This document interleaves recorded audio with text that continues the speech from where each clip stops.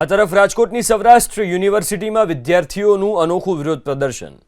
Humanities અને social સાયન્સની વિદ્યાર્થિનીએ માં સરસ્વતી બનીને પીએચડીમાં અન્યાય થતો હોવાનો આરોપ લગાવ્યો। કોંગ્રેસ નેતા ધરમ કામલિયાની આગેવાનીમાં વિદ્યાર્થીઓએ વિરોધ કરીને કુલપતિને રજૂઆત કરી। 6 મહિનામાં વાયવા ન લેવાય તો તેમનું રજિસ્ટ્રેશન રદ થઈ શકે છે। ભવનમાં ડીન ન હોવાથી છેલ્લા 4 મહિનાથી પ્રક્રિયા ટલ્લે ચડી હોવાનો વિદ્યાર્થીઓનો આરોપ છે। જો કે યુનિવર્સિટીના કુલપતિએ ખાતરી આપી કે કોઈ એક વ્યક્તિને લીધે પ્રક્રિયા અટકે તેવું ન બને।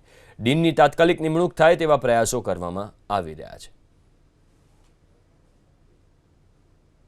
આજે વિરોધ એના માટે હતો કે સૌરાષ્ટ્ર યુનિવર્સિટી ઘણા ટાઈમથી અખબારોના માધ્યમથી રોજબરોજ કંઈક ને કંઈક વિવાદમાં આવે છે।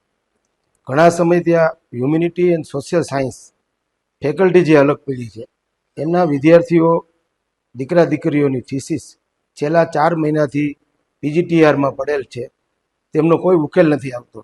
વિદ્યાર્થીઓ લગભગ રોજ ધક્કા ખાય છે અને તેમને એમ કહેવામાં આવે છે કે ડીનની નિમણૂક નથી થઈ એટલા માટે આગળની કાર્યવાહી થઈ શકશે નહીં।